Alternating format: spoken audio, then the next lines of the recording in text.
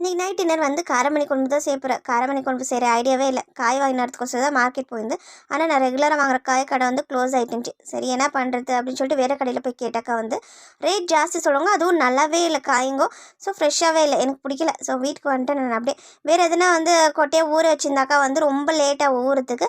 ஆனால் இந்த காரமணி வந்து சீக்கிரமாக ஊறிடும் அப்படின்னு சொல்லிட்டு காரமணியை ஊற வச்சுட்டு 2 ஹவர் தான் ஊற வச்சுருந்து. அதுக்குள்ளே நல்லா ஊறிட்டுது. அது வந்து நல்லா தண்ணியெல்லாம் வடிகட்டிட்டு குக்கரில் சேர்த்து உப்பும் தண்ணி சேர்த்து நல்லா ஒரு விசில் வர வரைக்கும் வேக வச்சு எடுத்துக்கினேன். அதுக்குள்ளே வந்து பூண்டு, தக்காளி, வெங்காயம் எல்லாமே கட் பண்ணி ரெடி பண்ணி எடுத்துச்சுனேன். இப்போ தேக்ஷியில் வந்து கொஞ்சமாக எண்ணெய் சேர்த்துட்டு கடுகு சேர்த்துக்கிறேன். கடுகு நல்லா பொரிஞ்சுன்னு கட் பண்ணி வச்சுக்கிறேன். வெங்காயம் பூண்டு சேர்த்து நல்லா வதக்கிக்கணும். இது கூட வந்து அரைச்சி வச்சுக்கிறேன் தக்காளி ஒரு 3 தக்காளி அரைச்சி வச்சுக்கிறேன்.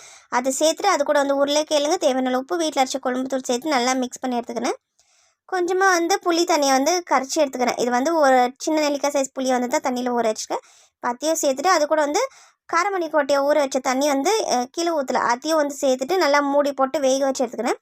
அதுக்குள்ளே ஹஸ்பண்ட் வந்துட்டார். கிளைமேட் ரொம்ப சில்லுனாக்குது, ஒரு பிளாக் காஃபி போட்டு கொடுமா அப்படின்னு கேட்டிருந்தாரு. சரி நானும் பிளாக் காஃபி போட்டு எடுத்து போய் கொடுத்தாக்கா ஒரு ஃபுல் கிளாஸை பார்த்துட்டு வந்து ஏமா இவ்வளோ கொடுத்தா அப்படிங்கிறேன். இந்த கிளைமேட் ரொம்ப நல்லா குடிங்க அப்படின்னு சொன்னேன்.